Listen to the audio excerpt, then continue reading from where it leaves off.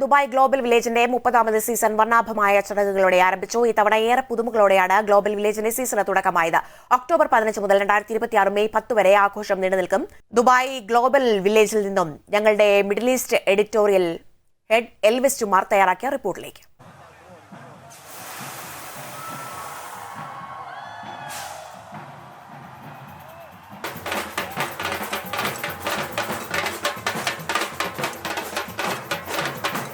Dubai shopping ഫെസ്റ്റിവലിൻ്റെ പ്രധാന ആകർഷണമായ Dubai global വില്ലേജിൻ്റെ 30ാമത് അധ്യായത്തിനാണ് വർണ്ണാഭമായ രീതിയിൽ തുടക്കമായിരിക്കുന്നത്. ഇത്തവണ ഏറെ പുതുമകളോടെയാണ് 30ാമത് അധ്യായം ദുബായ് ഗ്ലോബൽ വില്ലേജ് ആഘോഷിക്കുന്നത്. നമുക്കറിയാം, ലോകത്തിൻ്റെ തന്നെ ഒരു വലിയൊരു കൂടാരമാണ് ദുബായ് ഗ്ലോബൽ വില്ലേജ്. ഇന്ത്യ ഉൾപ്പെടെ 30-ലധികം രാജ്യങ്ങളാണ് ഇത്തവണയും സജീവമായി പങ്കെടുക്കുന്നത്. അതോടൊപ്പം തന്നെ വിനോദവും വിസ്മയവും വിജ്ഞാനവും നിരവധി വിവിധ തരം ഭക്ഷ്യ വിഭവങ്ങളുമായാണ് ഈ ഗംഭീരമായ ഗ്ലോബൽ വില്ലേജിൻ്റെ ഈ അധ്യായം പുരോഗമിക്കുന്നത്.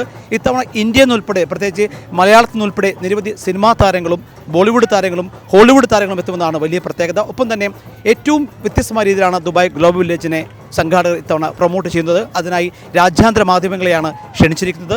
ഇത്തവണ ജയ്ഹിന്ദ് ടെലിവിഷൻ ചാനലിലും ഇത്തവണ ഗ്ലോബൽ വില്ലേജ് കവർ ചെയ്യാനുള്ള പ്രത്യേക അനുമതി ലഭിച്ചിട്ടുണ്ട്. അതോടൊപ്പം തന്നെ മറ്റൊരു പ്രധാനപ്പെട്ട ഇന്ത്യ പവലിയനാണ്.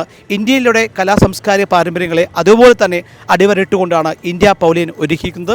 ഇന്ത്യൻ പവലിയനിൽ തന്നെ വേറിട്ട രീതിയിലുള്ള കലാപരിപാടികൾ ഇത്തവണ ഒരുക്കുന്നുണ്ട്.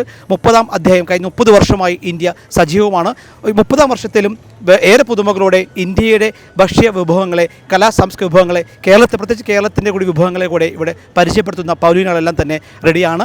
മറ്റു വലിയ പ്രത്യേകത, 30ാം വർഷത്തിൽ ഇത്തവണ ടിക്കറ്റ് നിരക്കിൽ വലിയൊരു വർധന ഉണ്ടാക്കിയിട്ടില്ല. കഴിഞ്ഞ വർഷം അതേ നിരക്കിൽ തന്നെ ടിക്കറ്റുകൾ ലഭ്യമാണ്. മറ്റൊന്ന്, വിശാലമായ പാർക്കിംഗ് ഒരുക്കിയിട്ടുണ്ട്. എല്ലാവർക്കും എവിടെയും പാർക്ക് ചെയ്യാൻ സൗകര്യത്തിൽ വിശാലമായ പാർക്കിംഗ് സൗകര്യമാണ് മറ്റു പ്രത്യേകത.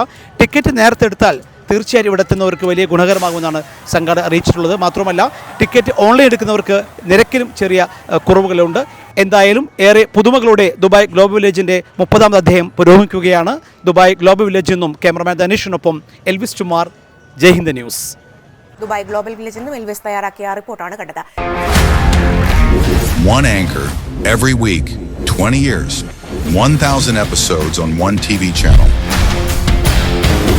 Middle East This Week, an Elvis Chumar TV show. Exclusively on Jayhind TV. Stay tuned for the 1,000 countdown.